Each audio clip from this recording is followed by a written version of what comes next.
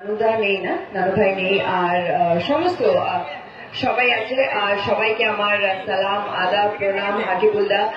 আর সুভাষিস দা আছে, আমার দাদা মিতালি দি আছে, সবাই সবাই সবাই যাদের নাম নিচ্ছি না তাদেরকে আমি অনেক সালাম জানাচ্ছি। কারণ কি আপনারা আমাদের কি হয়, যখন আমরা অভিনয় করি তখন আমরা ক্যামেরার সামনে থাকি, কিন্তু ক্যামেরার পেছনে যে লোকগুলো থাকে তারা আমাদের দেখতে সুন্দর লাগায়, তারা আমাদের পেছনে এত থাকে। ঠিক সেরকমই আমি হয়তো সামনে দাঁড়িয়ে আছি, কিন্তু আমার পেছনে লক্ষ লক্ষ মানুষগুলো দাঁড়িয়ে আছে, যারা সারা বছর রোদে বৃষ্টিতে গরমে পাগলের মতো খাটে, পাগলের মতো চিন্তা করে আপনাদের জন্য। তাদের সবার জন্য একটা জোরে হাততালি হয়ে যাক।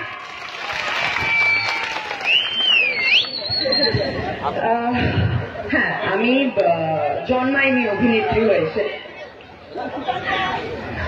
বলি। এবার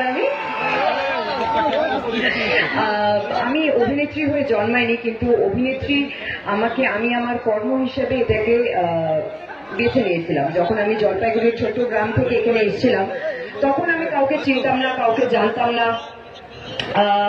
বাড়ি থেকে শুধু একটা ব্যাগ অ্যাডমিট কার্ড নিয়ে বেরিয়ে এসে বলেছিলাম আমার মা আর আমার বাবার কনফিডেন্স ছিল, কিন্তু আমার মা যেরকম মারা হয়, মা বলছিল যে আমার মেয়ে কি পারবে, মা খুব ভয় পেয়েছিলেন। কিন্তু আমি আজ অব্দি ভয় পেতে শিখিনি, ভয় পেতে জানি না।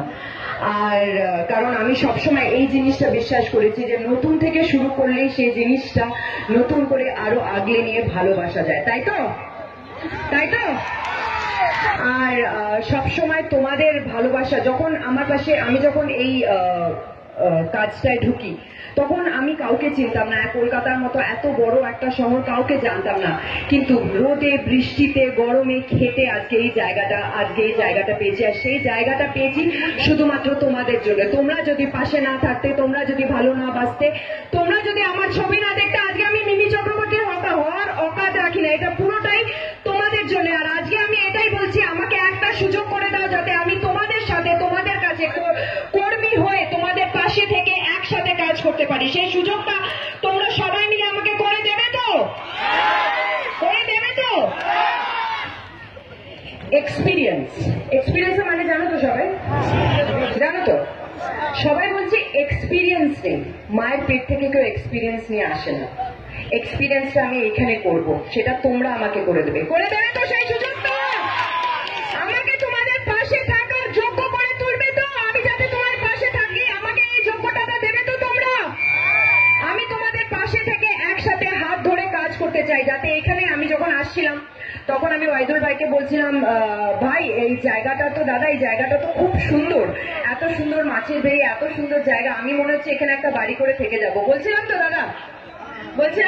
দাদা বলছে তুমি চিন্তা করো না, এখানে তোমার অনেক অনেক অনেক লক্ষ লক্ষ বাড়ি আছে, লক্ষ লক্ষ বাড়ি হলো আপনাদের মনের ভেতর, আপনাদের হৃদয়ের মণিকোঠায়, যেখানে আমি চাই আপনারা আমাকে যেরকম, আমি যেরকম অভিনেত্রী হিসাবে আমাকে ভালোবেসেছেন, আজকে আমি হাজারবার বলছি আমি নেত্রী না, আমাকে কর্মী হিসেবেও সেইভাবেই ভালোবাসবেন তো?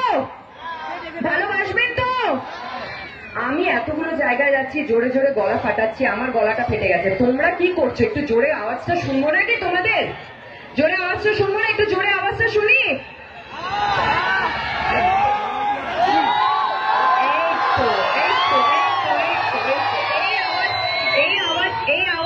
এই আওয়াজটা আমার গ্লুকন্ডি। এই আওয়াজটা না শুনলে আর পরে সবাগুলোকে যাবো কি করে, এনার্জি তো পাবো না।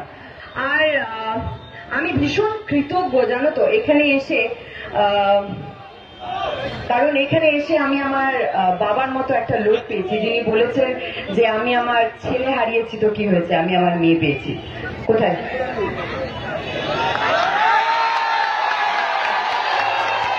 সত্যি আজকে এই কথাটা বলতে আমার সত্যি হাত কাঁপছে আর আমার গলাও কাঁপছে, কিন্তু আমি ভীষণ কৃতজ্ঞ। আমার